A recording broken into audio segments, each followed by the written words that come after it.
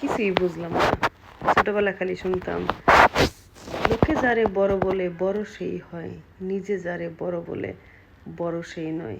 তোর মশা বিয়াদব।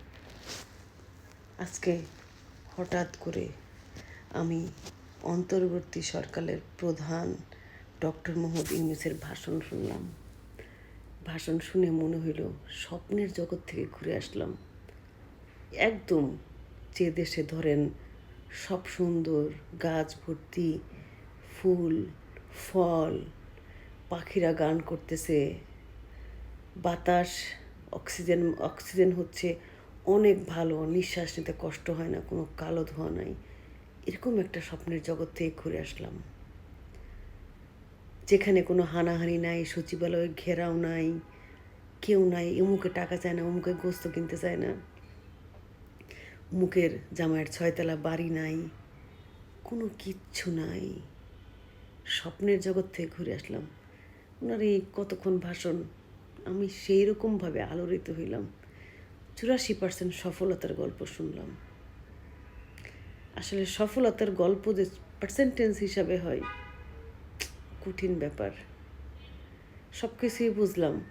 ওনার সময় হাদি হত্যাকাণ্ড হইল।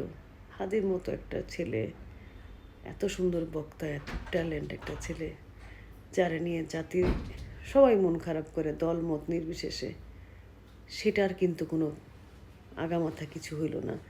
এটা সফলতা না ব্যর্থতা, এটাই বুঝলাম না। এটা কি ওনার সফলতার গল্প হিসেবে আসবে নাকি ব্যর্থতা? ওনার কোনো ব্যর্থতা নাই। উনি খুব ছোট পরিসর দিয়ে শুরু করছিল। বিভিন্ন ধরনের জ্ঞান গরিমাপূর্ণ লোক, ওই যে আশিক লাভ ঝাপ দিবে, তারপরে অমুক একজন যে কালকে গেল, নেদারল্যান্ড থেকে এসেছিলেন, উনি যদি কিছু বলে কেউ নাকি আর আন্ডারওয়্যার রাখতে পারবে না। এইরকম যে ধরেন অবস্থা নিজেদের মধ্যে। এখন আজকে একজন বিদায়ী প্রধান উপদেষ্টা, উনি এসে ভাষণ দিলেন, আমি আপ্লুত। একটা মানুষ কিভাবে এত সুন্দর করে স্বপ্নর কথা বলতে পারে, চোখে পানি আনতে পারে। জুলাইয়ের পরে উনি আসতে চায় নাই, ওনাকে আমরা অনুরোধ করে নিয়ে আসছি, উনি রাজি হয়েছে, এই সেই হ্যান ত্যান, অমুক তমুক, ফ্যাসিবাদ অমুক। আমরা যারা বাংলাদেশের মানুষ, তারা চিন্তা করতাম যে মানুষ যত বড় হয় সে সে তত ধরেন সে তত সেই তার ওরকম কোয়ালিটি ছিল বলেই বড় হইতে পারছে।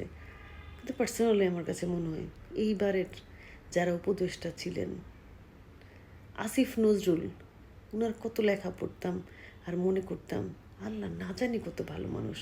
ওনারা যদি ক্ষমতাটা দিয়ে দেখা যেত, উনি কী জানি বাংলাদেশটা কী বানাই দিত আল্লাহ জানে। সকালে রাতে ঘুমাইছি বাংলাদেশ থেকে, বাংলাদেশে ঘুম থেকে ওইটা দিকে ফ্রান্সে চলে আসছি। এত সুন্দর, এত অবস্থা। এখন সবগুলা আমার মনে হয় যে এইরকম গালি, আমার মতো মহিলাও খালি মুখ দিয়ে খালি গালি আসতেছে। মানে এইরকম বিজাত, এরকম উপদেষ্টা পরিষদ, তারপরে যে এনজিওয়ালি মহিলাগুলা যারা উপদেষ্টা হয়েছে, অমুক হয়েছে তমুক হয়েছে, যারা নিজেদের আখের গুটায় নিছে, তারপরে এই ধরেন যত মাপ মুপ আছে, টাকা পয়সা, ট্যাক্স, এই সমস্ত গল্প আসলো না। কোনো ধরনের আমল নামা নিয়ে তারা বললো না, তারা শুধুমাত্র সফলতার গল্প বলল। আমরা বাঙালি চোখের মধ্যে কালা চশমা পরে বসে আছি, দেখি না নাকি না দেখার অভিনয় করতেছি, এইটাই জানি না। দেখা যাক কালকে থেকে নতুন কি শুরু হয়, সে আল্লাহই ভালো জানে। আমাদের ভাগ্যর সাথে আল্লাহ কি রাখছে, কে আমাদের দিবে একটু ভরসা, একটু নিজ দেশে থাকার স্বস্তি, একটু বাঁচার অধিকার, শান্তি মতো, সুস্থ মতো। ভালো থাকেন, আল্লাহ হাফেজ।